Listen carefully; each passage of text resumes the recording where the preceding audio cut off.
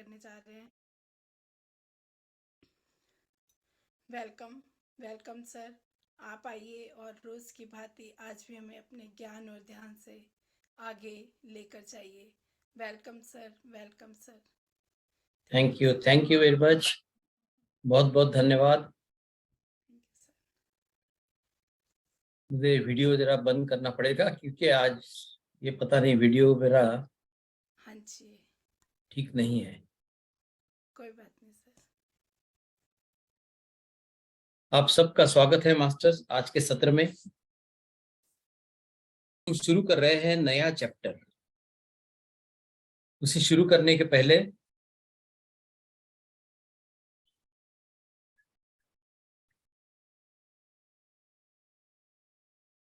हम धन्यवाद देते हैं हमारे गुरु पितामह ब्रह्मर्षि पत्री जी को, महाअवतार बाबा जी को, महादेवी सरस्वती और महादेवी महालक्ष्मी जी को,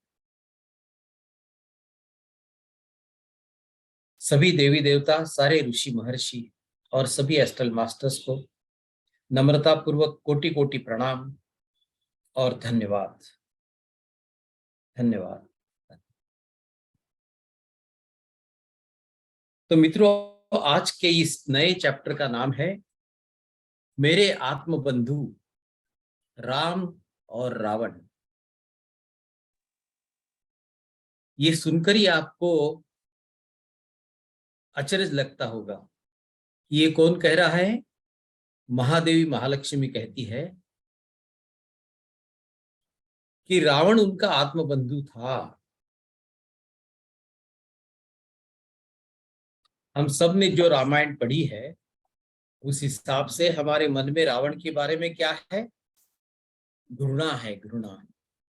हम सब कहते हैं रावण बहुत बुरा आदमी था। क्या किसी ने अपने बेटे का नाम रावण रखा हुआ सुना है आपने? नहीं ना। किसी ने अपने बेटी का नाम कैकेयी रखा है, सुना है? नहीं ना।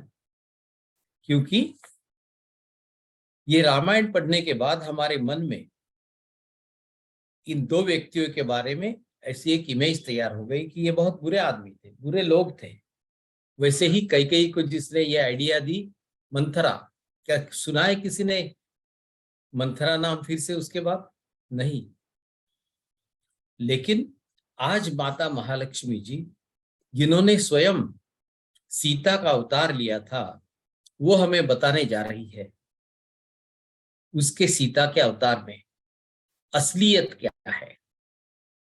सुनिए, करुणेश जी कहते हैं, पूछ रहे हैं माता जी से, हम इतने खुश हैं आपसे सीधे सीधे आपके सीता के अवतार के विषय में जानने के लिए।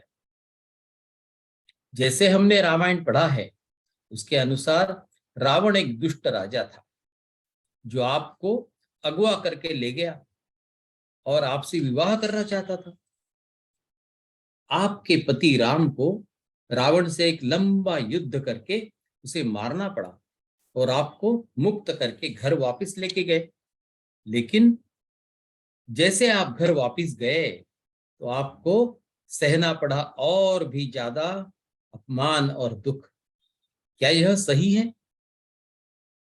ये सवाल किया है करुणेश जी ने। अब माता जी क्या जवाब देती है, देखिए। वह जो समय था जिसकी बात आप कर रहे हो, वह था युग परिवर्तन का समय, जो बहुत ही महत्वपूर्ण था। जैसे कई कथाओं में होता है, सत्य कथा, प्रेमयुक्त प्रसंग भी। यह अवतार बहुत ही लंबा और कठिन था मेरे लिए। इस वाक्य को नोट कीजिए। हमें क्या लगता है? हमारा जीवन बहुत कठिन है, मुझे ही सबसे ज्यादा दुख झेलने पड़ते हैं। लेकिन माता सीता भी यही बता रही है, माता लक्ष्मी बता रही है कि मेरा ये अवतार जो सीता का था, ये बहुत ही लंबा और बहुत ही कठिन था। मैं इस अवतार में बहुत ही अकेली थी क्योंकि मुझे एकांत में रखा गया था। मेरे पास खाने के लिए भी बहुत कम था तथा रात को नींद नहीं आती थी। सुनिए, ध्यान से सुनिए, ये कौन कह रहा है? महादेवी महालक्ष्मी जी कह रही है अपने सीता के अवतार के बारे में कि कितना कठिन था। मैंने बहुत दुखों का सामना किया और कई बार तो मुझे ऐसे लगा कि अब मेरा मृत्यु होने वाला है। ऐसा भी समय आया जब मेरा विश्वास ही खो गया था, लेकिन मैंने वह सारा दुख दर्द सहा, अपनी इच्छा से सहा। क्या कह रहे हैं वो? मैंने ये सारा दुख दर्द अपनी इच्छा से सहा। मैं जानती थी कि यह मेरे आत्मा का मार्ग है, यानी मैंने ही चुना है यह मार्ग, मेरा आत्मा का मार्ग, यानी ये मेरे जीवन की कथा मैंने ही लिखी है। क्योंकि मानव को दुखों के गहराई तक जाने के पीछे एक उद्देश्य होता है। जैसे ही मैं उन दुखों की गहराई में डूब जाती थी तो आखिरी क्षण में ही मैं अपने अंदर की तरफ घूम जाती थी और मेरे मार्गदर्शक तथा मेरे पूर्वज तुरंत ही मुझे बता देते थे कि मैं जो इन दुखों में डूब रही हूं उससे अलग है मेरी आत्मा का मार्ग। और इसी तरह मैं बच गई कई बार। क्या होता था? दुखों में डूब जाती थी, और जब आदमी दुखों में डूब जाता है तो क्या होता है? वो कुछ याद नहीं रहता उसको, कोई ज्ञान बिन कुछ नहीं, वो सिर्फ दुख, दुख और दुख के सिवा कुछ नहीं। लेकिन वो क्या कहती है? जैसे ही दुख मुझ पर आते तो मैं क्या करती थी? आखिरी क्षण में अपने ही अंदर की तरफ घूम जाती थी और मेरे अंदर जो मार्गदर्शक थे, मेरे पूर्वज थे, तुरंत ही मुझे समझा देते थे कि जो इन दुखों में डूब रही हो उससे अलग है तुम्हारी मार्ग, आत्मा का मार्ग। तो करुणेश जी पूछते हैं, इतने ज्यादा दुखों को भुगतने का क्या उद्देश्य होता है माता जी? यही हमारा सवाल होता है ना। बिल्कुल वही सवाल किया है करुणेश जी ने। जैसे हमने पहले ही बात की है कि आत्मा चाहता है सब कुछ, जानना चाहता है सब कुछ, यह आत्मा की इच्छा होती है सब कुछ जानकर सारे ही अनुभव लेने की। और यही उद्देश्य है एक अवतार लेने का। अवतार लेने का ही ये उद्देश्य है, सब कुछ जानना। विरोध को जाने या समझे, और जब तक विरोध को जानते नहीं समझते नहीं तब तक विकास नहीं होगा, फलना फूलना नहीं होगा। यह मेरा मार्ग था उन सारे दुखों का अनुभव करने का। तो माता लक्ष्मी जी इस बात को मान रही है कि ये मेरा ही मार्ग था। सीता के जो दुख मैंने सहे उस जगह, वो तो मैंने ही चुने थे। यह तो नैसर्गिक फेरों का ही एक भाग है। जो स्वर्ग के क्षेत्र में रह रहे हैं वे भी अवतार ले सकते हैं मानव का। जो आज भी स्वर्ग के क्षेत्र में रहते हैं वे भी मानव का अवतार ले सकते हैं, क्योंकि स्वर्ग के क्षेत्र में इतना विरोध है ही नहीं। और क्योंकि विरोध नहीं है तो वहां रहकर हम अपनी आत्मा का विकास कर ही नहीं पाएंगे, है ना। क्लियर आइडिया है उन्हें। वो सीधे सीधे हमारे जैसे ही दुखी है, दुखों को सहा है उन्हें, लेकिन उसके बावजूद वो याद भी दिलाती है अपने आप को, हाँ दुख तो है लेकिन मुझे ये सहना है, इसके बाद ही मेरी आत्मा का विकास होगा। तो करुणेश जी कहते हैं, तो क्या यही कारण है कि राम को इतना ज्यादा समय लगा आपको वापस ले जाने के लिए? माता जी कहती है, राम बाहर की दुनिया में देखते रहे। जब सीता खो गई, वो सीता को ढूंढने लगे राम और लक्ष्मण, तो क्या हुआ, राम और लक्ष्मण पूरे जंगल में इधर उधर घूमते रहे। सीता, हे सीता, ऐसे करते करते घूमते रहे। वही वो बता रही है, राम बाहर की दुनिया में देखते रहे और अपनी बाहर की ताकत को बढ़ाने की कोशिश करते रहे। कैसे? वो जाम्बुद को मिले, दूसरे वानरों को मिले और अपना सैन्य बनाने की कोशिश में लगे, और इसीलिए उन्हें इतना ज्यादा समय लगा, बाहर की दुनिया में लगे। शुरुआत में उन्होंने स्वयं को, अपने आप को पूर्णतः समर्पित नहीं किया था, और वे अपने अंदर भी नहीं देख रहे थे। राम ने भी यही गलती की जो हम लोग करते हैं। जब दुख आता है, दर्द आता है, तो हम भूल जाते हैं कि मुझे अपने अंदर देखना है, मुझे ध्यान करना है। हम भूल ही जाते हैं, और कई बार प्रयास करते हैं तो हम कहते हैं, अरे ध्यान कहाँ हो रहा है, मेरा तो ध्यान लगता ही नहीं है, वही विचार आ रहे हैं, इतने दुख के विचार है, रोना आ रहा है, क्या कैसे ध्यान करूं। इस तरह की बातें हम करते हैं। लेकिन वही तो ये हमें समझना है आज इससे। सुनिए, वे तैयार थे इस युद्ध को लड़ते रहने के लिए, भले जितना भी समय लगे। राम तैयार थे, कितना भी समय लगे इस युद्ध को मैं लड़ूंगा। जैसे ही उन्होंने अपने आप को समर्पित किया अपने आप से ही, तो वे स्वयं ही शुद्धिकरण करने वाले हीलर बन गए। देखा? तो इतना दुख राम को भी था, लेकिन जैसे ही उन्होंने अपने आप को समर्पित किया, यानी ध्यान में जाकर अपने आप को समर्पित कर दिया, अपने आप से एक हो गए, तो हीलर बन गए, यानी खुद को हील कर सकते थे। जो तुरंत ही मुक्त हो गए उस भ्रम से और मेरे पास आ सके। कौन से भ्रम से मुक्त हो गए? कि बाहर की दुनिया देखकर इधर उधर ढूंढ को मैं सीता को पाऊंगा, कहाँ गई है, इस भ्रम से निकल गए। जैसे ही ध्यान लगाकर अंदर देखा तो सब कुछ समझ में आ गया। उनका युद्ध था सॉरी,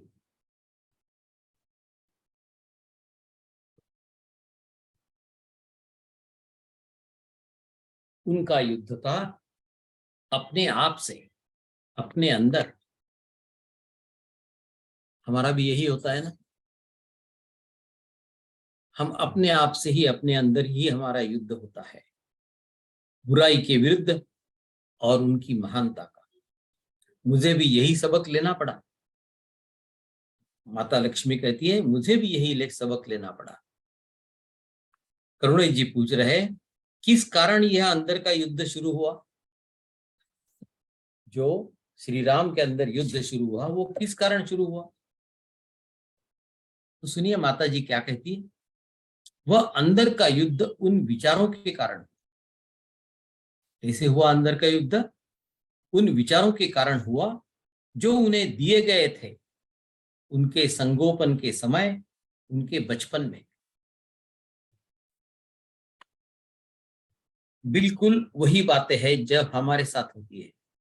देखा, हमारे मन में भी वही विचार रहते हैं जो बचपन से हम सीखते हैं, हमारे माता पिता जो हमें सिखाते हैं। अपने आप को बचाने के लिए तथा जीवित रहने के लिए लड़ना आवश्यक है, यही उनकी इच्छा थी, यही विचार दिया जाता। क्योंकि वो कौन थे? क्षत्रिय थे, एक राजकुमार थे। और हम देखते हैं सारे राजा राजकुमार क्या हर समय अपने पास तलवार रखते हैं। क्यों? उनके मन में यही था कि हमें लड़ना चाहिए, इसलिए अपने आप को जीवित रखने के लिए, अपनी रक्षा के लिए। उनकी सौतेली माता की जो इच्छा थी राम के लिए, वही प्रक्षेपित हुई। उनकी सौतेली माँ की क्या इच्छा थी? जो थी वही प्रक्षेपित हुई, और उसी के कारण उनके अंदर यह संघर्ष होने लगा। और इसी का परिणाम था इस बाहर के प्रत्यक्ष युद्ध का। समझे आप कैसे उनके अंदर युद्ध हुआ?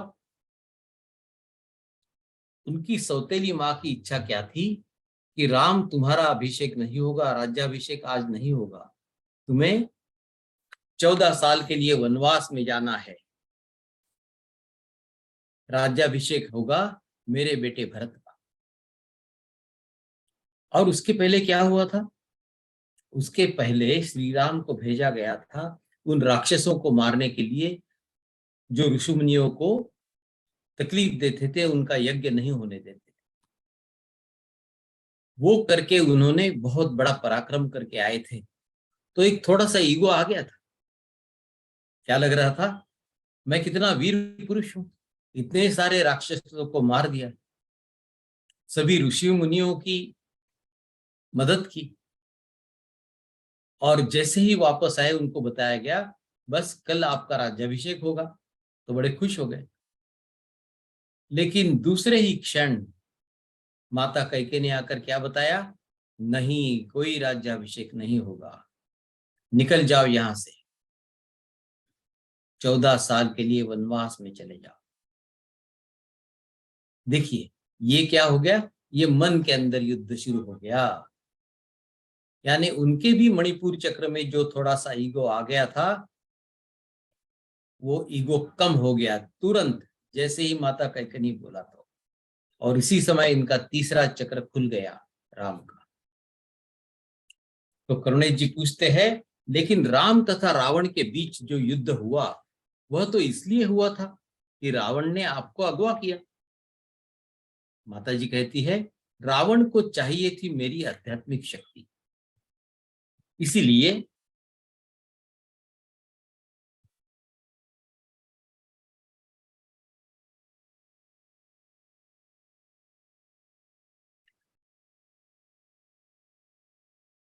रावण ने स्वयं ही इस युद्ध को आमंत्रित किया, मुझे अगवा करके। राम ने भी यह युद्ध आकर्षित किया अपने आप के लिए। यानी क्या हुआ? दोनों ने इस युद्ध को आकर्षित किया। इसी तरह से सारे ही युद्ध होते हैं, जो दो पक्ष या दो व्यक्ति युद्ध में होते हैं, वे एक दूसरे को आकर्षित करते हैं गहराई में, बड़ी ही गहराई में दोनों एक दूसरे को आकर्षित करते हैं।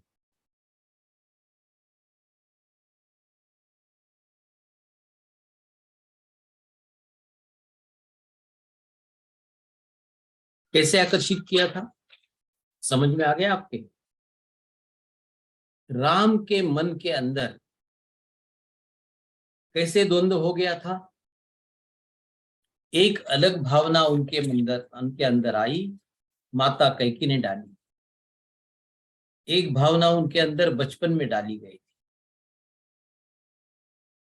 क्या थी भावना?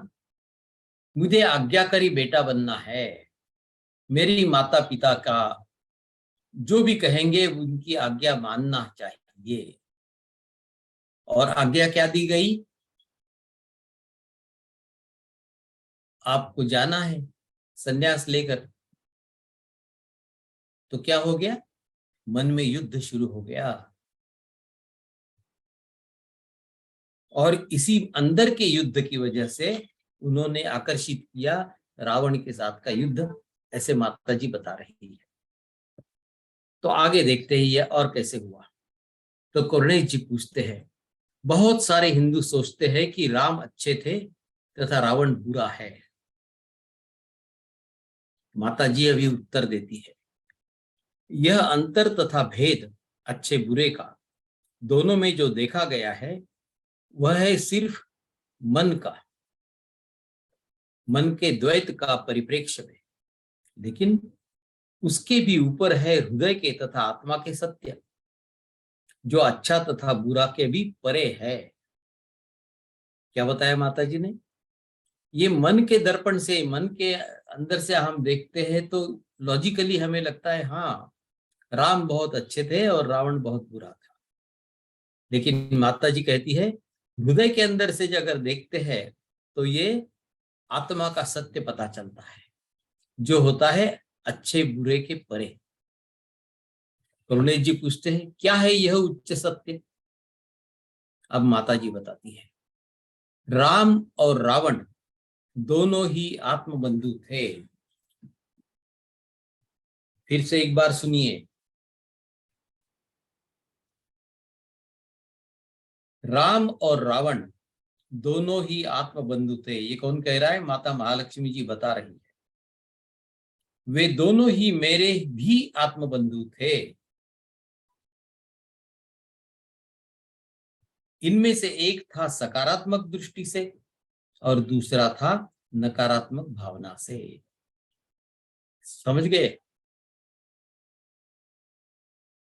यानी इसका कहने का मतलब यह है कि जन्म लेने के पहले हम सभी आत्माएं आपस में बैठकर तय करते हैं एक दूसरे के साथ कि मैं अपने जीवन की कथा ऐसे ऐसे लिखने वाला हूं और आपको इसमें ऐसा रोल करना है, मेरे से ऐसा बर्ताव करना है। यानी आत्मा के स्तर पर हम सारे एक फ्रेंड्स, बंधु, दोस्त रहते हैं। लेकिन जैसे ही शरीर में जन्म लेते हैं तो उस कथा के अनुसार कोई विलन बनता है, कोई दोस्त बनता है। यही बता रही है वो कि आत्मा के स्तर पर तो राम और रावण दोनों ही मेरे आत्मा बंधु थे और इस अवतार में हम तीनों ने अपने अपने जीवन का उद्दिष्ट सफल किया। राम की इच्छा थी अपने पिता और सौतेली माता को खुश करने की, उनकी इच्छा का सम्मान करके।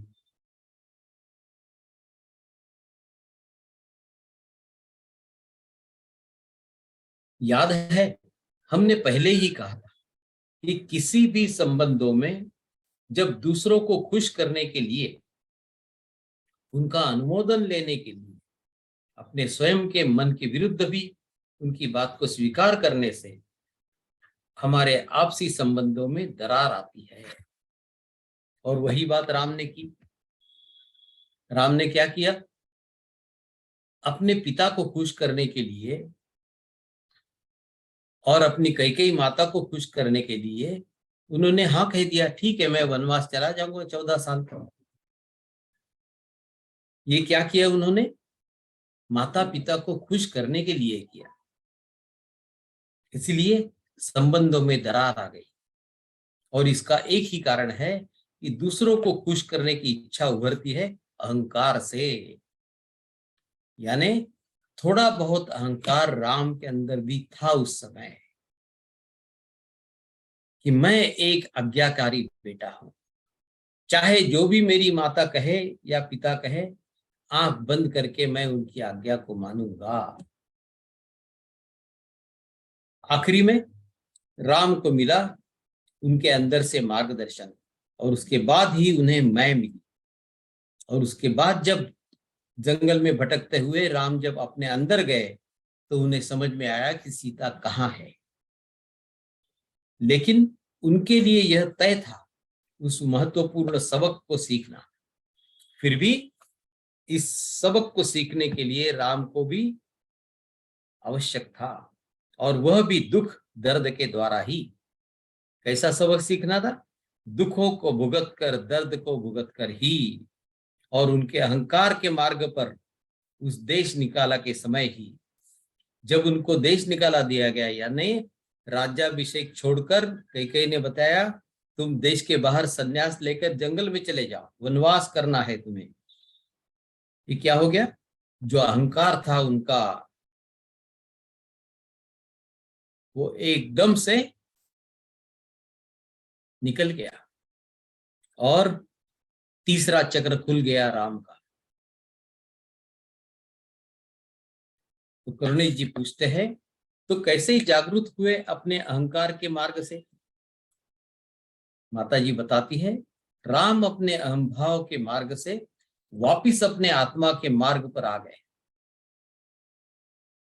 वे समझ गए कि उन्हें अपने उच्च आत्मा की आवाज सुनना आवश्यक है। जैसे ही उन्होंने आत्मसमर्पण किया अपने उच्च आत्मा की आवाज को युद्ध के आखिरी दिनों में, तो तुरंत ही उन्हें मिलने लगा मार्गदर्शन अपने मार्गदर्शकों से और उनका रावण पर विजय निश्चित हो गया। यानी युद्ध के समय जब कई दिनों तक युद्ध चलता रहा राम जो बाण मारते थे रावण को लगते थे, लेकिन रावण का मृत्यु नहीं हो रहा था। तो फिर उसके बाद में राम अपने अंदर गए, अपनी आत्मा की आवाज सुनी, तो क्या बताया उन्हें? उन्हें मार्गदर्शन मिला उनको अंदर से।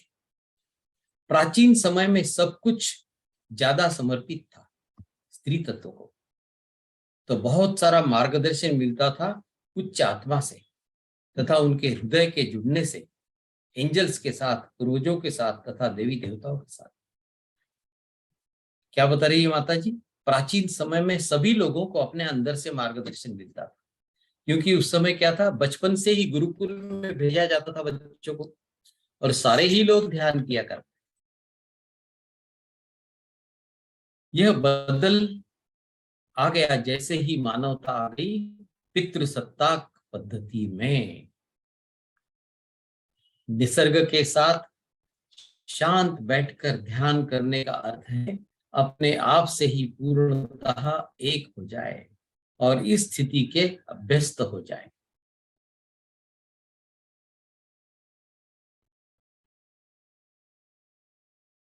इसलिए ये आदत लगानी है। निसर्ग के साथ शांत बैठकर ध्यान करने का अर्थ है अपने आप से ही पूर्णतः एक हो जाना और इस स्थिति के अभ्यस्त हो जाना, जो हम लोग करते हैं ध्यान, और वही करते रहना है।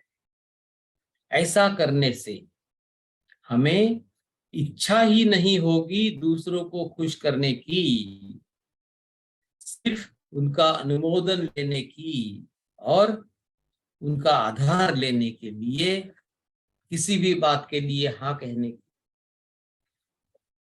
तो जो राम को कहना पड़ा अपने माता पिता को खुश करने के लिए हाँ करनी पड़ी, वैसी हमें भी अगर कभी कभी इच्छा होती है तो वो होगी नहीं अगर हम हर समय निसर्ग में शांत बैठकर ध्यान करने लगे।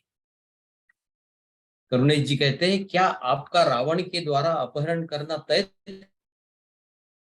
क्या सवाल किया?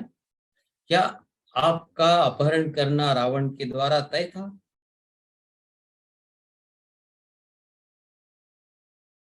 तो माता जी क्या कहती? हाँ, मुझे उस एकांत में ले जाया गया मेरी अपनी फैमिली की मदद से ही।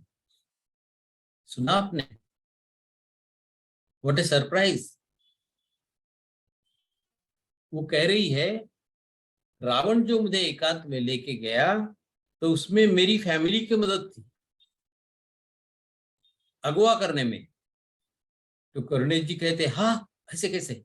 माता जी कहती हाँ। करुणेश जी पूछते यानी रावण आपकी फैमिली थी क्या? माता जी कहती हाँ भाई। करुणेश जी फिर पूछते यह तो बहुत ही मजेदार है। तो माता जी जवाब देती है, आप अगर सारे युद्धों का इतिहास देखें तो आप देखोगे कि सारे ही युद्ध आपस के लोगों के साथ ही लड़े गए हैं, भाइयों के साथ या फैमिली के साथ। हमारी फैमिलीज बहुत दूर के संबंध नहीं थे, यानी राजा जनक की फैमिली यानी सीता की फैमिली और रावण की फैमिली बोले बहुत दूर के संबंध नहीं थे, और मैं उसके लिए एक बख्शिश थी। उनका विचार यानी रावण की फैमिली का विचार ऐसा था कि अगर हम दोनों एक होते हैं तो वह होगी महानता। उनका प्रपोजल क्या था? सीता का और रावण का विवाह हो जाए। इसीलिए इस विचार ने हो गया विभाजन, और इसी विचार से दोनों फैमिली में विभाजन हो गया, क्योंकि ये राजा जनक नहीं चाहते थे। हमेशा एक विचार ही होता है जो विभाजन करता है जल तथा अग्नि के एकत्व का और बनता है पृथ्वी तत्व। ये एक दूसरा सीक्रेट, हमेशा विचार ही होता है जो विभाजन करता है, जल तथा अग्नि के एकत्व का, और बनता है पृथ्वी तत्व। इसी तरह विभाजित होते हैं तत्व, कभी कभी उससे उत्पन्न होती है पृथ्वी, जो वीरान है तथा वहां हर चीज की कमी है। अगर निगेटिव विचार से, कमी की भावना से ये होता है, और वहां उस विचार के द्वारा अगर पृथ्वी निर्माण होती है तो क्या होता है, उस पृथ्वी पर कुछ नहीं होता है, हर चीज की कमी होती है, वीरान होती है जगह। रावण का काम था हम दोनों को अलग करना। रावण का काम क्या था, राम और सीता को अलग करना, ताकि हम दोनों की आत्माएं वह अनुभव करें अलग रहने का और अलग होने का, और फिर वापस एक होने का, और ज्यादा समरसता से, सामंजस्य से, एकता से। मैंने ही यह परिस्थिति चुनी थी और इसी का अनुभव पाना चाहती थी मेरे इस अवतार में। क्या कहा माता जी ने, ये जो परिस्थिति है अगवा करने की, ये घटना स्वयं माता महालक्ष्मी जी ने चुनी थी अपना सीता का अवतार लेने के पहले। तो हमें याद रखना है इस बात को। हमारे भी जीवन में जो भी बुरी घटनाएं, दुखद घटनाएं घटती है, हम भी यही करते हैं। जन्म लेने के पहले अपनी कथा की सारी घटनाएं हम स्वयं लिखते हैं, भले ही वो घटनाएं अच्छी हो, बुरी हो, दुखद हो, कैसी भी हो। ये ही सत्य है जीवन का। मैंने ही यह परिस्थिति चुनी थी और इसी का अनुभव पाना चाहती थी मेरे इस अवतार में। तो करुणेश जी सवाल करते, क्या सही में? माता जी कहती है, हाँ, दुखों की तीव्रता का स्तर क्या होगा यह मुझे अवतार लेने के पहले दिखाया नहीं गया था। जब स्वर्ग में थी तो क्या कहती है, ये जो दुख मैंने लिखे अपने जीवन में, उसकी तीव्रता क्या होगी इसकी समझ मुझे नहीं थी। आध्यात्मिक क्षेत्र में रहकर दुख दर्द को समझ ही नहीं सकते हम। बोले हम तो आध्यात्मिक क्षेत्र में थे, वहां क्या था, सिर्फ शांति, आनंद और प्रेम। ये दुख दर्द क्या होता हम समझ ही नहीं रहे थे, कुछ भी समझ में नहीं आ रहा था। तो उसके लिए यही एक तरीका है कि पृथ्वी पर पदार्थ क्षेत्र में आकर जन्म लीजिए और अनुभव कीजिए। दूसरा कोई चारा ही नहीं था हमारे लिए। लेकिन मेरे एंजल्स तथा मेरी देवियां मेरे साथ थी और सरस्वती माता ऊपर से देख रही थी। तो इस अगवा करने के बाद दुख सीता को हो रहा था, उस समय उन्हें मदद किनकी मिली, सरस्वती माता की, एंजल्स की, दूसरे देवियों की। मैंने ऐसे कई गाने बनाए इस समय। माता ने सीता बनके जब उनको मदद मिली तो उसके बाद उन्होंने कई ऐसे गाने लिखने शुरू किए, बनाए। सरस्वती ने मुझे काफी आशा दी और मदद भी की, हर समय मजबूत रहने के लिए। वह तो बहुत ही दयालु माता की तरह थी। सरस्वती माता ने दयालु माता की तरह सीता की मदद की। यह वे दिन थे जब रावण ने बहुत प्रयास किए मेरा ज्ञान छीनने के लिए।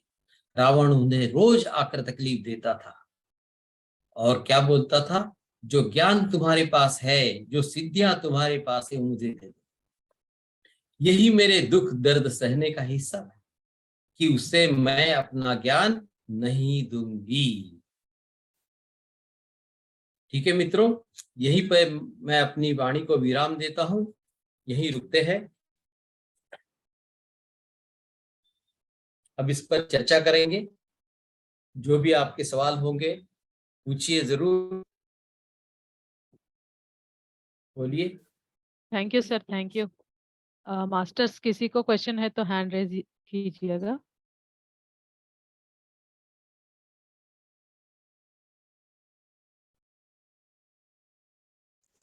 Thank you sir, thank you so much. Thank you. सुंदर ज्ञान मिल रहा है डेली, सच में। Thank you so much sir, thank you. बोलिए बोलिए, कोई सवाल है किसी का? आगमजोत जी, हैंड रेज कीजिए बात की। मास्टर्स। हाँ जी, आज हैंड ही नहीं रेज कर रही है।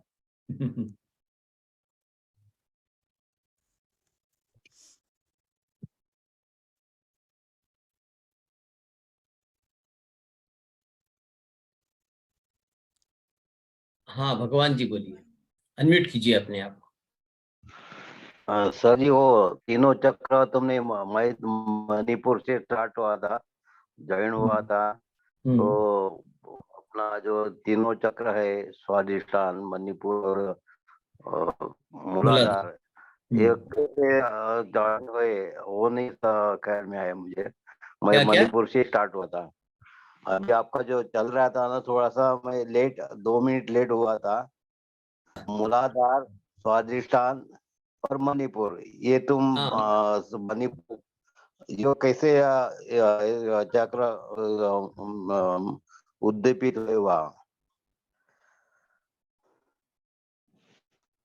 इसके बारे में हम अगले चैप्टर में सुनेंगे, पूरा डिटेल में चक्रों का चैप्टर है, उसमें हाँ, डिटेल में आपको समझ में आ जाएगा, चिंता मत कीजिए। इसमें सिर्फ इतना ही है, ब्रीफ में बताया है अभी इन्होंने कि राम का मणिपुर चक्र कैसे शुद्ध हो गया, कैसे ओपन हो गया। उनके अंदर भी थोड़ा सा ईगो था, अहंकार था, उस समय होता ही है।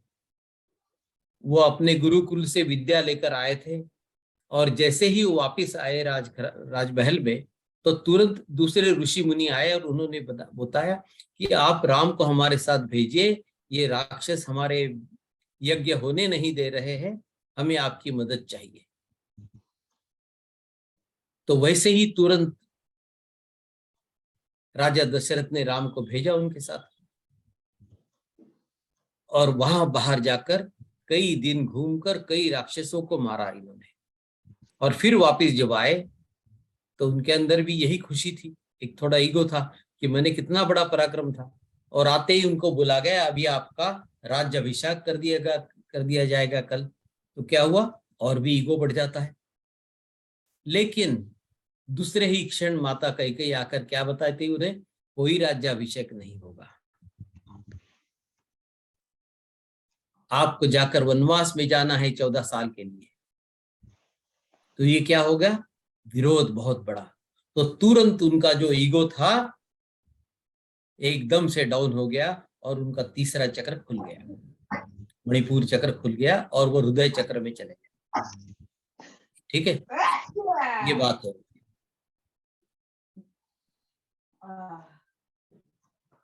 तो ओके, और किसी का प्रश्न? हाँ बोलिए। मणिपुर चक्र अपना ये अहम का कम करता है क्या? मणिपुर चक्र में ही हमारा अहम अहंकार होता है। चक्र कम नहीं करता, हमें कम करना पड़ता है। वो हाँ, जगह है जहां वो, पर अहंकार होता है। हाँ हाँ हाँ। तो वो अगले चैप्टर में आपको सिखाएंगे। जो अगला चैप्टर है चक्रों के बारे में, पूरा चैप्टर है, उसमें आपको ओके बताएंगे, माता महालक्ष्मी जी बताएगी अहंकार को कैसे कम करना है, चक्रों को कैसे शुद्ध करना है, सब बताया जाएगा। ठीक है, okay sir, okay. Okay, thank you. Yes, और कोई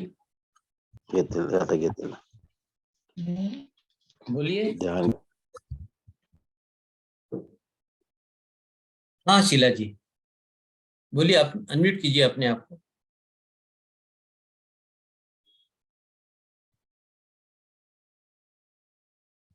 अनम्यूट करिए,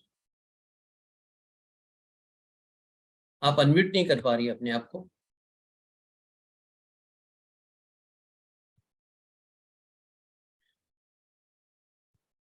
नमस्ते सर। हाँ नमस्ते शीला जी। बहुत अच्छा प्रवचन था।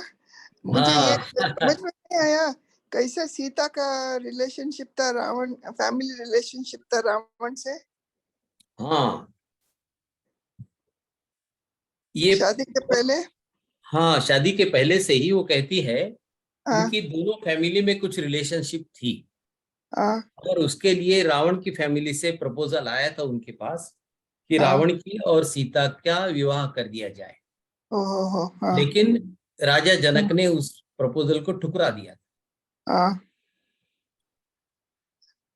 और राम को जब वो रावण का रूप का वो डियर आया था, गोल्डन डियर, हाँ, उसको यस यस। देव दृष्टि से पता नहीं चला कि ये माया की ये है, चाल है। दिव्य दृष्टि का उपयोग ही नहीं किया ना। हाँ हाँ। वो नहीं, जानते जब थे। उसका नहीं, इसका ईगो निकल गया था ना, जब उसको एक बार पता चला उसको वो अंदर कि नहीं, पता कब चलता है, यही मनुष्य का जन्म उन्होंने भी लिया था। और जब आप तक अपने अंदर जाते हो तो आपके पता चलेगा, आपकी दिव्य दृष्टि या अंदर जाना तभी उपयोग होगा ना। लेकिन आप ऊपर ऊपर से ही जब देख रहे हैं, इन दो आंखों से सुन रहे लॉजिकली, तो कुछ पता नहीं चलता है। और यही वो दिखाना चाह रहे हैं उस पे, कि मानव का शरीर जब हम ले लेते हैं तो इसी तरह से हम बर्ताव करते हैं। हमारी समझ में नहीं आता कि इसके पीछे क्या राज है।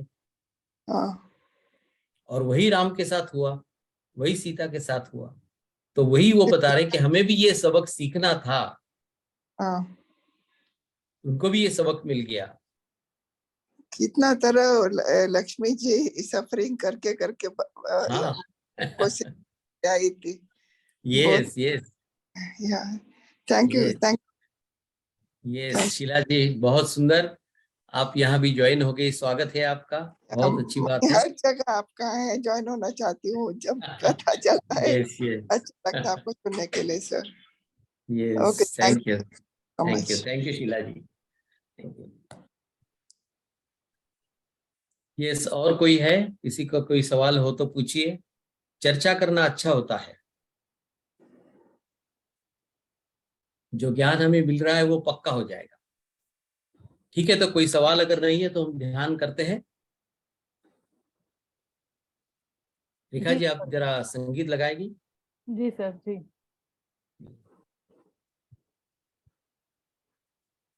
हाँ, देवयानी जी, आपके हाथ ऊपर है क्या?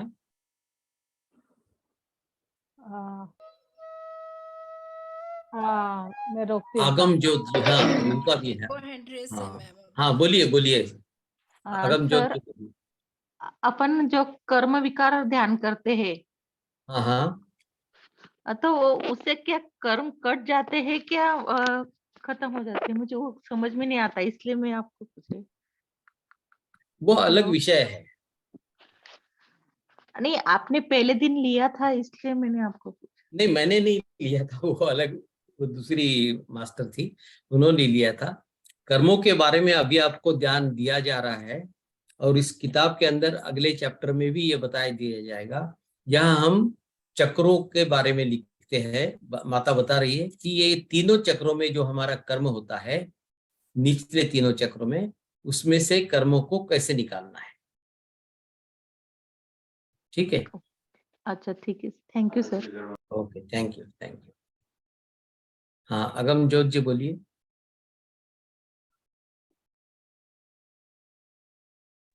नमस्ते सर। नमस्ते नमस्ते। सर मेरा क्वेश्चन है कि जैसे आप बोल रहे थे कि राम ने कई राक्षस को मारा था और गुरुकुल से शिक्षा लेकर उनमें अहम आ गया था कि आज्ञाकारी बच्चा है जो भी है, कि उसकी वजह से उनका मणिपुर चक्कर खराब हो गया था। हेलो। हाँ बोलिए बोलिए। उनका मणिपुर चक्कर खराब हो गया था। जैसे हम लोग मेडिटेशन करते हैं अपना चक्कर क्लीन करने के लिए, सभी लोग कब से जैसे कर रहे हैं, तो अगर कोई किसी की प्रेज कर दे या अपना मतलब क्योंकि मैं उसमें आ जाएगी, मैं हाँ मैं सेवा कर रहा हूँ, मैं मेडिटेट कर रहा हूँ, या मैं बहुत अच्छा हूँ, मैं लोगों की भलाई कर रहा हूँ, जैसे आप लोगों की सेवा कर रहे हैं, सभी को स्वाध्याय समझा रहे हैं, एक बार भी आ जाएगा तो भी मणिपुर चक्कर खराब हो जाएगा? नहीं नहीं, ऐसी बात नहीं है। मैंने ये नहीं कहा कि उनका मणिपुर चक्र खराब हो गया था, मैंने ये कहा कि उनमें भी थोड़ा ईगो आ गया, और ईगो की जगह होती है मणिपुर चक्र।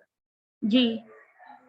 और वहीं पर हमें ईगो को धीरे धीरे कम करना चाहिए। ईगो हर व्यक्ति में रहता है, जी। ऐसा कोई व्यक्ति नहीं जिसमें ईगो नहीं है। ठीक है, सिर्फ इतना है उसे कम कम करना है, बहुत ज्यादा बढ़ने नहीं देना है। तो वो आयु भी उनकी युवा थी, और वो जी। गुरुकुल से आने के बाद तुरंत जब उनको बुलाया गया बड़े बड़े ऋषियों ने आमंत्रित किया कि इतने सारे राक्षसों को मारना है और आपका बेटा ही मार सकता है।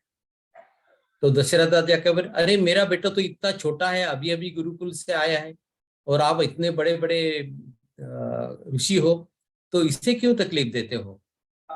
मैं मेरी सेना को भेज देता हूँ, मेरे सेनापति को भेज देता हूँ, उसे ले जाइए।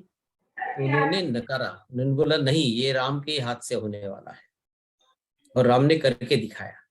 तो जैसे वो वापिस आया तो वो थोड़ा सा ईगो आ गया था, देखो मैंने अकेले ने इतने राक्षसों का संहार कर दिया। जी ऐसे थोड़ा बहुत तो होता ही है ना। जी जी लेकिन तुरंत माता कैकेयी ने बोल दिया कि अरे कई राज्याभिषेक नहीं, आपको तो जाना है 14 साल वनवास में। तो ऐसी विरुद्ध परिस्थिति जब एकदम से आ गई तो फिर उनका मणिपुर चक्र खुल गया, वो ईगो एकदम से कम हो गया जो बढ़ गया था, और मणिपुर चक्र खुल गया उनका।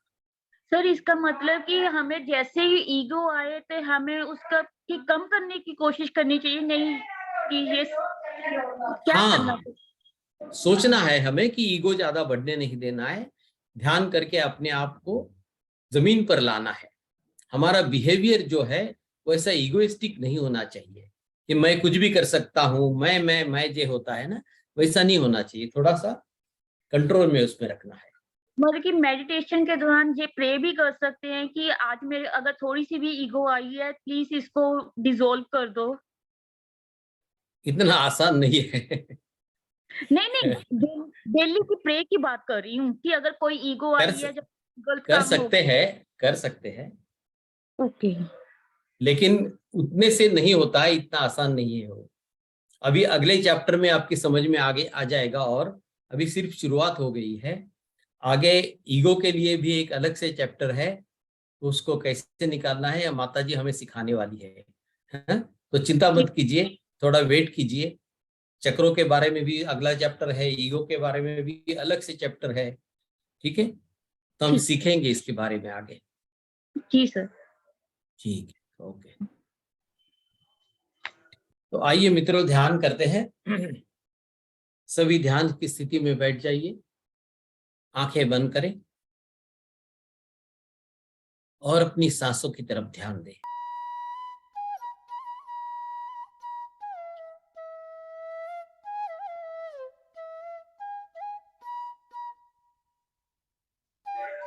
कोई भी विचार आता है उसे आने दें और जाने दें।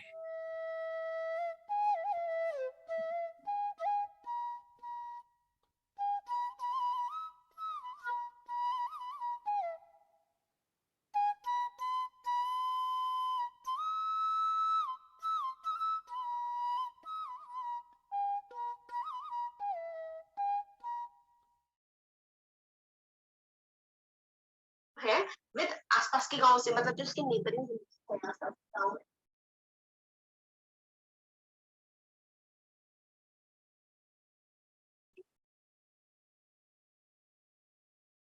एक हो जाइए अपनी सांसों के साथ।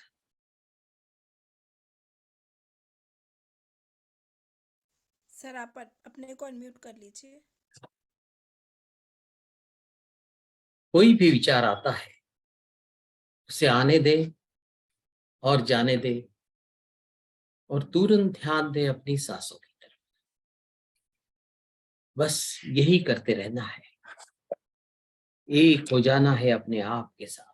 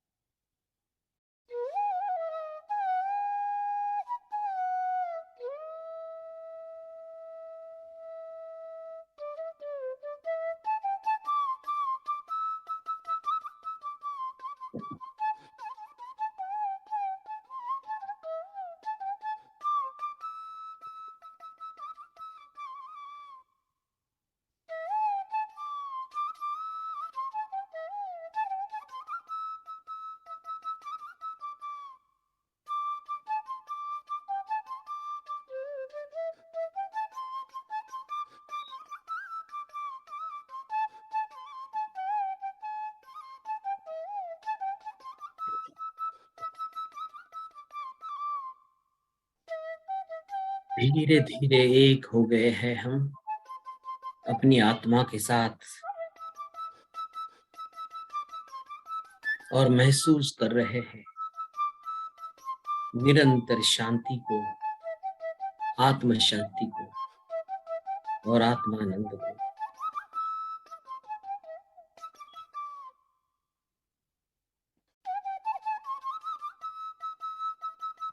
और अब अपना ध्यान केंद्रित करेंगे हमारे मणिपुर चक्र पर, जो है नाभि के 2 इंच ऊपर। Shift your attention to your Manipur chakra, solar plexus, और पूरा ध्यान दे अपने मणिपुर चक्र पर।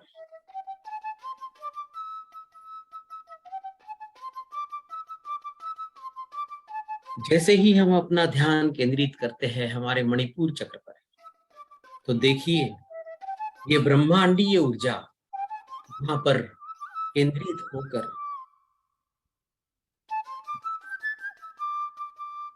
गोल गोल घूमने लगती है और उस चक्र का शुद्धिकरण शुरू हो जाता है। यह है हमारे शरीर का मध्य। तो धीरे धीरे ये ऊर्जा तीव्र गति से गोल घूमते घूमते हमारे पूरे शरीर में फैल रही है। कैसे? जैसे किसी पानी के जलाशय में उसके मध्य में हम अगर कोई पत्थर फेंकते हैं तो पानी की लहरें गोल गोल घूमते घूमते किनारे तक आ जाती है। बिल्कुल उसी तरह ये ब्रह्मांडीय ऊर्जा की लहरें हमारे पूरे शरीर में फैल रही है, मणिपुर चक्र में फैल रही है और शुद्धिकरण हो रहा है इस ऊर्जा के द्वारा। पूरा ध्यान केंद्रित करें मणिपुर चक्र पर, जो है हमारे शरीर का मध्य।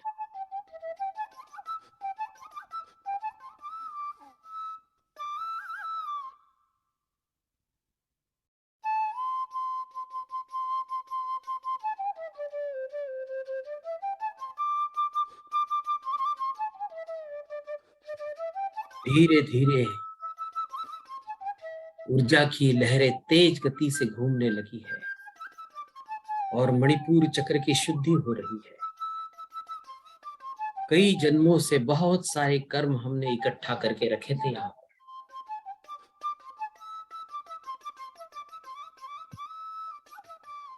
और उनमें से जो भी कर्म परिपक्व होकर उभर कर आए हैं, वो सारे कर्म विलीन हो रहे हैं इस ब्रह्मांडीय ऊर्जा में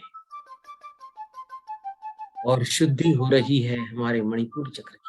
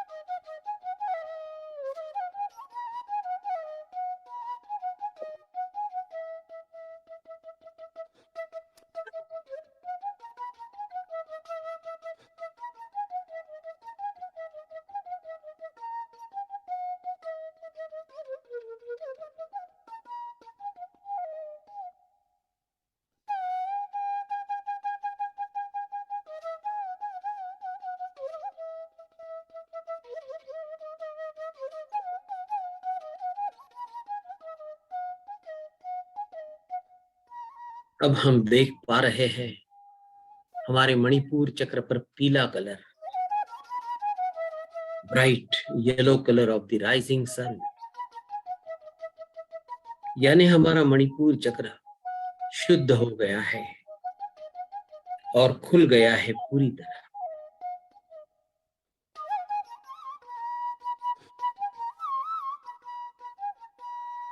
अब धीरे धीरे अपना ध्यान केंद्रित करेंगे हमारे स्वाधिष्ठान चक्र पर। पूरा ध्यान दीजिए अपने स्वाधिष्ठान चक्र पर।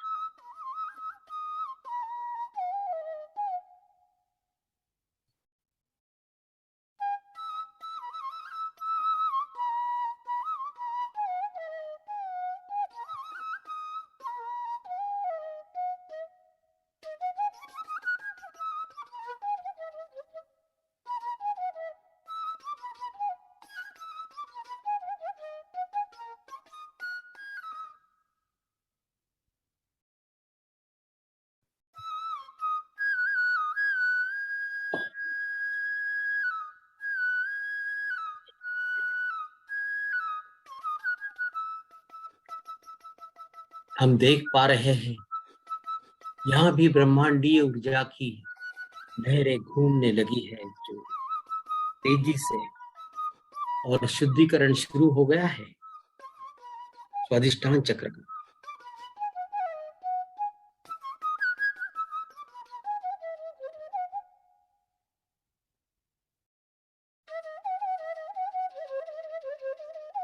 पूरा ध्यान केंद्रित करें अपने स्वाधिष्ठान चक्र पर और महसूस करें इस तीव्र ऊर्जा को वहां पर। ब्रह्मांडीय ऊर्जा जो तीव्र गति से घूम रही है, गोल गोल घूमकर हमारे स्वाधिष्ठान चक्र की शुद्धि कर रही है। यहाँ भी हमने कई जन्मों से ढेर सारे कर्म जमा करके रखे थे और उनमें से जो भी परिपक्व होकर ऊपर आए हैं वे सारे विलीन हो गए हैं इस ब्रह्मांडीय ऊर्जा में और हमारा स्वाधिष्ठान चक्र शुद्ध हो गया है। हम देख पा रहे हैं नारंगी रंग को वहां पर, bright orange colour of the rising sun with its electric energy.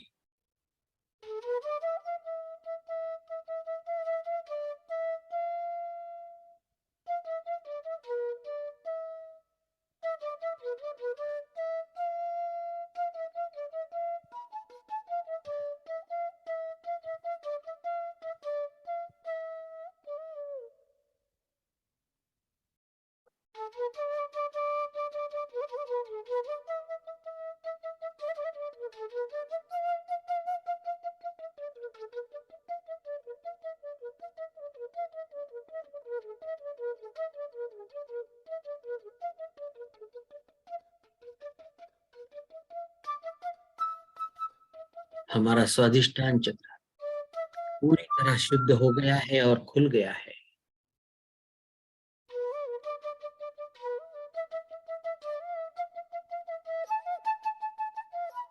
अब अपना ध्यान केंद्रित करें हमारे मूलाधार चक्र पर।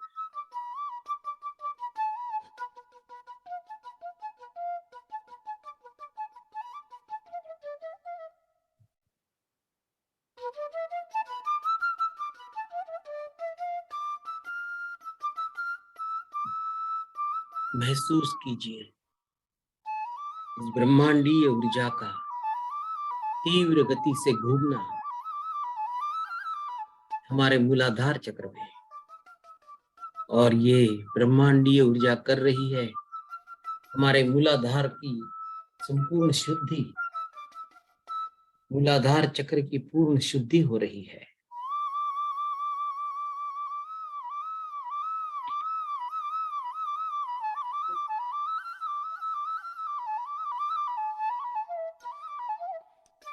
यहाँ भी बहुत सारे कर्म जमा करके रखे हैं हम कई जन्मों से। उनमें से जो भी परिपक्व होकर उभर आए हैं वो सारे के सारे अब विलीन हो गए हैं इस ब्रह्मांडीय ऊर्जा में, और हमारा मूलाधार चक्र शुद्ध हो गया है और खुल गया है। हम देख पा रहे हैं लाल रंग को यहाँ पर, जो है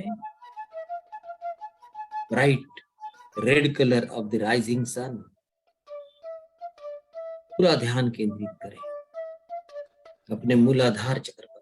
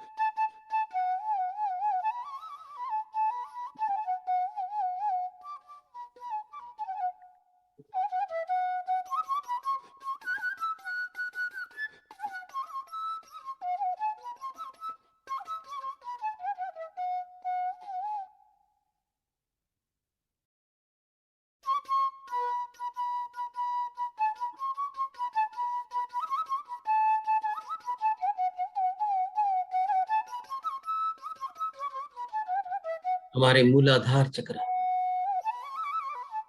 जो है, इसमें इशू वो सारे ठीक हो गए हैं। मूलाधार चक्र की शुद्धि होने से, खुल जाने से हमारा शारीरिक आरोग्य अच्छा हो गया है। हमारा शरीर सुदृढ़ और निरोगी बन गया है।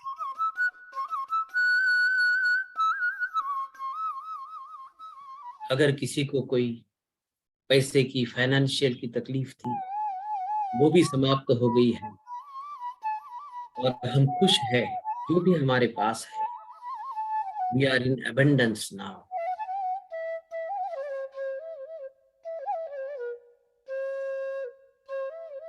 जो भी भय हमारे अंदर था, जितने भी डर हम लेकर आए थे कई जन्मों से, वो भी सारे डर समाप्त हो गए हैं।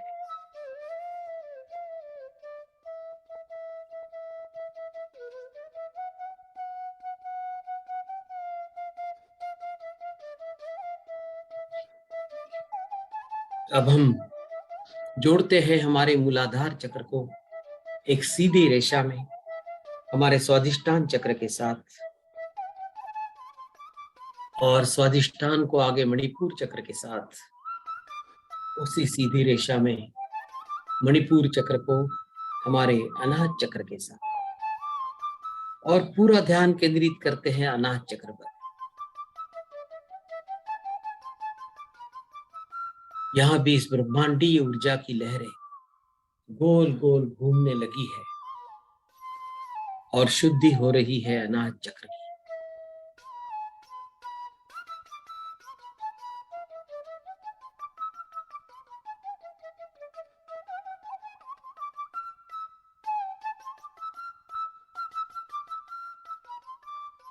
और तेज गति से घूमने लगी है ये ब्रह्मांडीय ऊर्जा की लहरें।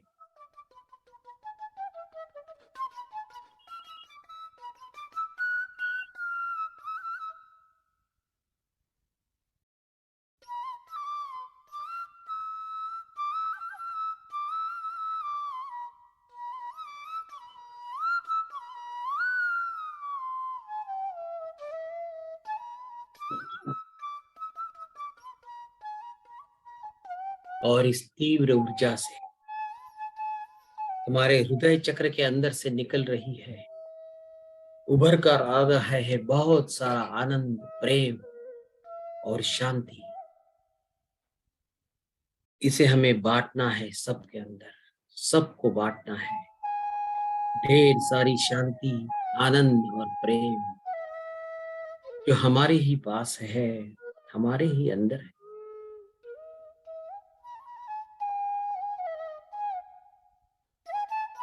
अब हम देख पा रहे हैं हरे रंग को यहाँ पर। हमारा अनाहत चक्र पूरी तरह खुल गया है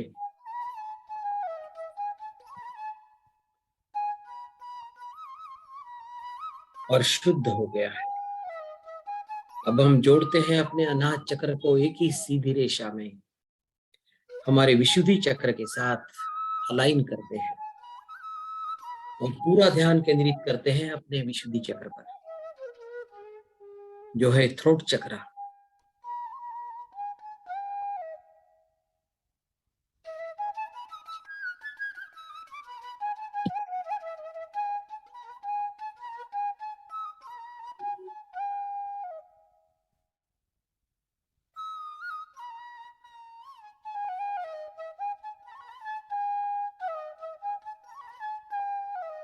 पूरा ध्यान केंद्रित करते हैं हमारे विशुद्धि चक्र पर। महसूस कीजिए उस ब्रह्मांडीय ऊर्जा की गोल गोल घूमने वाली लहरें जो शुद्ध कर रही है विशुद्धि चक्र।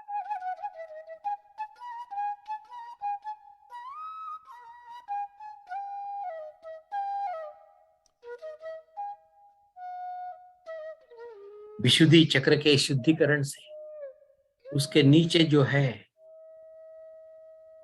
थायराइड ग्लैंड, उसकी भी शुद्धि हो रही है, जिससे हमारी इम्यूनिटी बढ़ेगी और जिन बहनों को और माताओं को थायराइड की प्रॉब्लम होगी वो समाप्त हो जाएगी।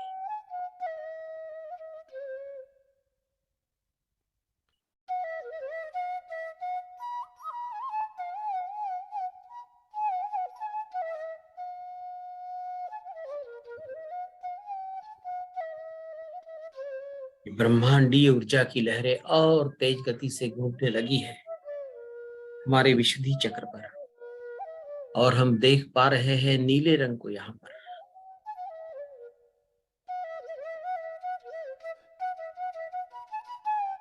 इसी के साथ हो गई है हमारी वाक शुद्धि। आज से जो भी शब्द हम कहेंगे बोलेंगे वो सोच समझ कर ही बोलेंगे।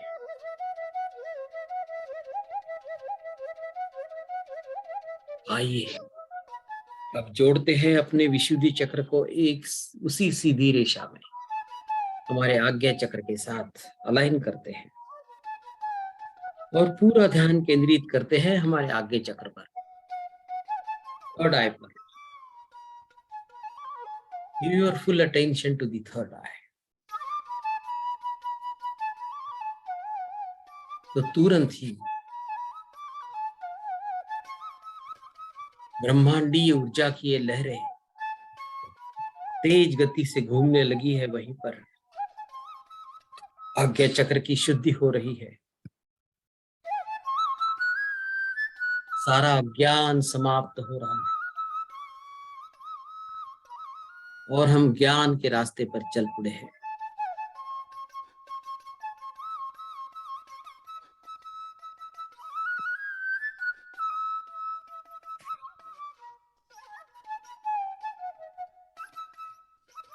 हम देख पा रहे हैं इंडिगो कलर को यहाँ पर।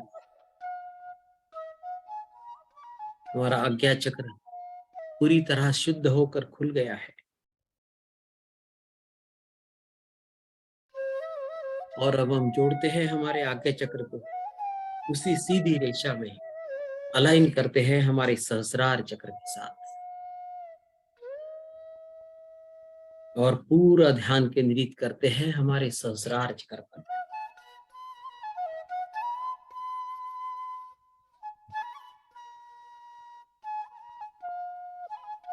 यहाँ भी ब्रह्मांडीय ऊर्जा की लहरें गोल गोल घूमने लगी है और सहस्रार चक्र की शुद्धि शुरू हो गई है।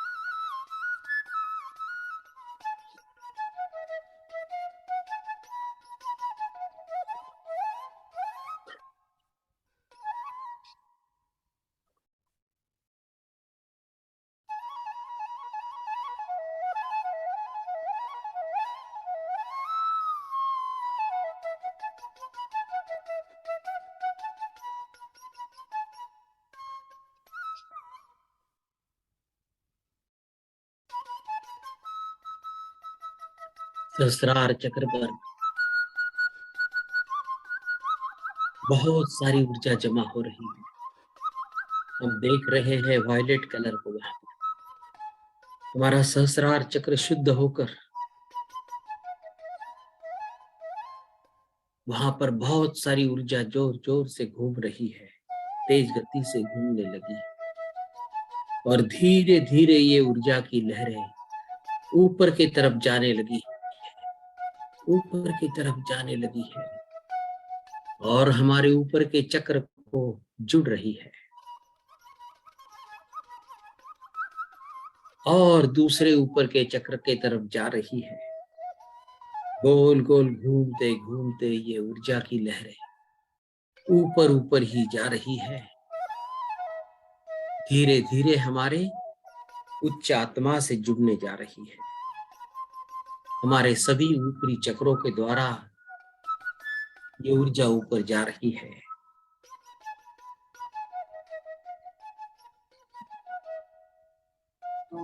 और अब हम जुड़ गए हैं हमारी उच्च आत्मा के साथ।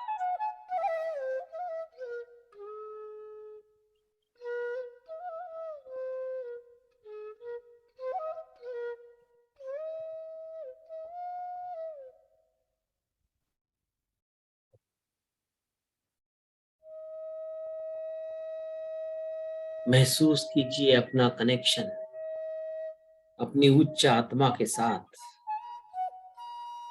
उसे पक्का कर लीजिए।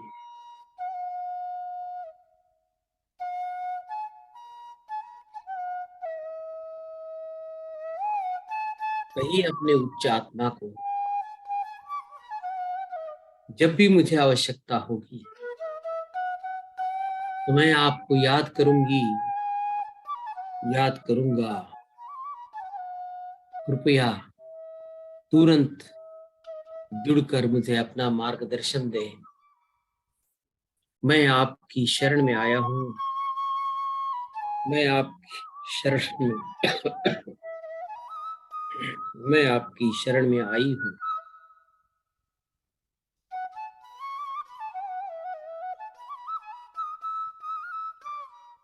हे मेरी उच्च आत्मा, मुझे अपनी शरण में ले लो। हे मेरी पूर्णात्मा, मुझे अपनी शरण में ले लो।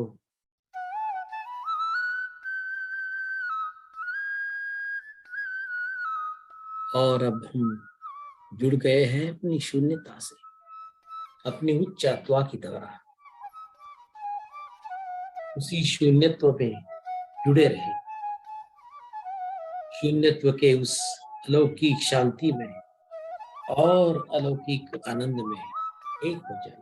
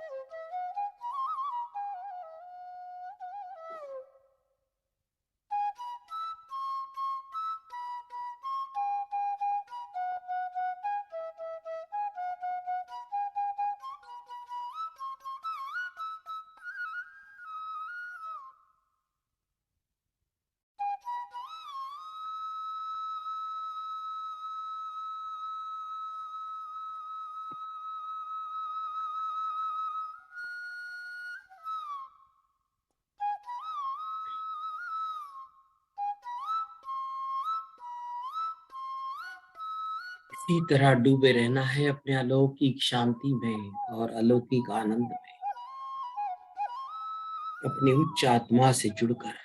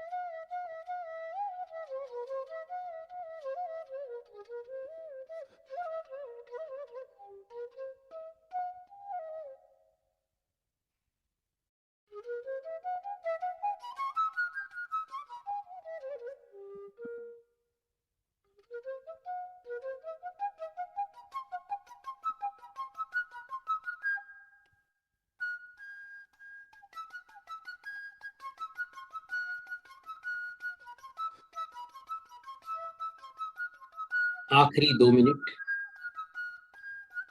जो भी अपने ध्यान को कंटिन्यू करना चाहते हैं वो बैठे रहे अपने ध्यान में, चालू रखें। जो ध्यान से बाहर आना चाहते हैं उनके लिए है आखिरी 2 मिनट।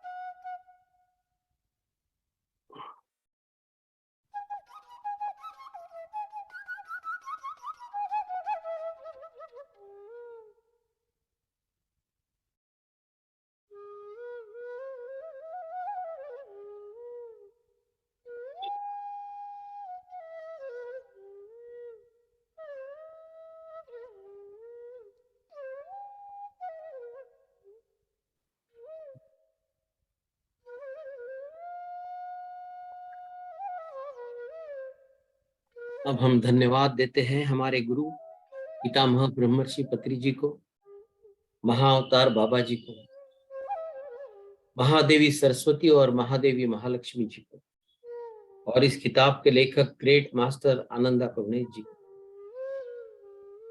सभी देवी देवता, सारे ऋषि महर्षि, सभी एस्ट्रल मास्टर्स को नम्रता पूर्वक कोटि कोटि प्रणाम और धन्यवाद, धन्यवाद, धन्यवाद।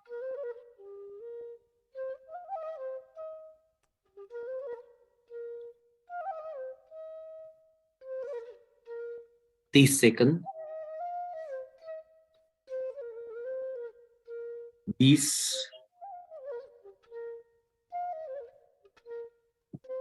10, 9, 8, 7, 6, 5, 4, 3, 2, 1, 0। धीरे धीरे अपने दोनों हाथ दोनों आंखों पर रखें। 5, 4, 3, 2, 1, 0। बहुत ही आराम से आंखें खोले और थोड़ा पानी पी ले।